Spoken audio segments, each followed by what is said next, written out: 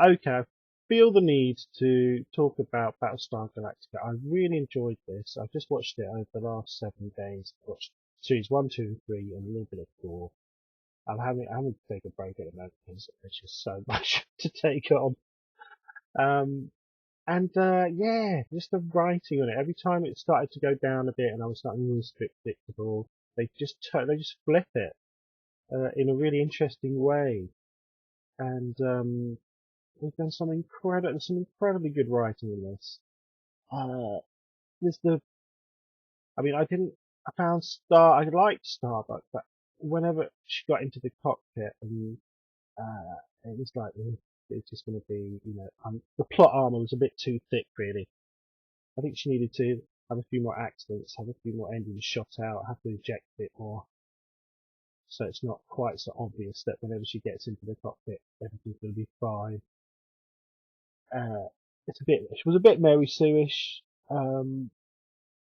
but she uh, she made up with it in other ways. And the the big ship combat was good.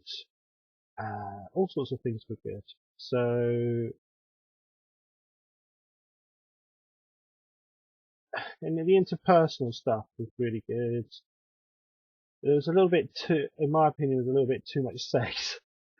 Everyone was just shagging everyone else, which is precisely the reason a lot of armies don't want to have women in the front lines because they don't want all that happening. And also the fallout from it when they break up, they're supposed to function in the same unit. But that's another matter.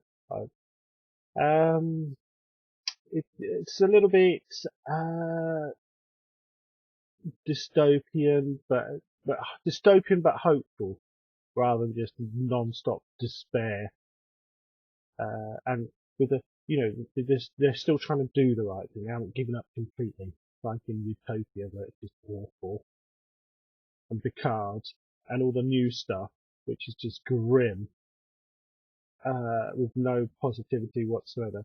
I mean, what's interesting to me is that I've thought of criticising the Orville for allowing booze on the ship, uh, just as a bar, and people getting, because it just doesn't work really in a combat situation. Have everyone, the reaction times aren't really quick enough and stuff.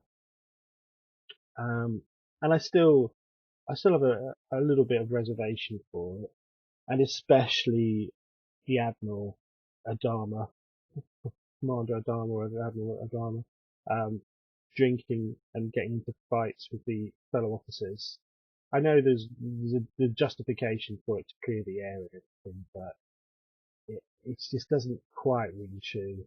And there was one particular bit where there was this dangerous away mission, and Admiral Dharma had to be on the ship. It's like, no, really no. You've got to, you've got you've got to have some bit where the older guys stay in the big ship and stay away from the danger. But in general, although there might be a few dips here and there for the first series was very, very strong. The second was strong. Third one was starting to recycle a bit, tread water, and 4, I think they're just completely out of gas in terms of creativity. So 4 is kind of dipping down now. I think everyone's very tired. I think they nailed it on the head in series 3, where Adama says, I was enjoying this book so much I stopped before I got to the end. And I think perhaps they needed to do that. I don't know. It's the trouble with the end of things.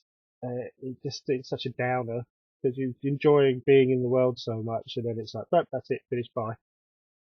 And then one of the things that really knocked my socks off with this is the Razor episode where they go back in time. Like, so it's, look, you've got your thing, but if they have run out of ideas and don't know where to go, just go back 6 months, 10 years, and do something there. And then you can bring back all these people who all these talented actors and everything, and they can just do like a two-parter, and it was really, really good and very strong. That razor, everyone should be a razor, that sort of thing. Uh, yeah, I just feel like in the current situation where we've got Picard, uh, Star Trek Discovery, The Last Jedi, The Rise of the Jedi, which I've not bothered watching yet. In this, modern times of very questionable uh, science fiction, Utopia is another one. It's like grim dystopian horror fests. It's just nice to suddenly discover and watch something. I know this was 2004 to 2009, but it was just so fun.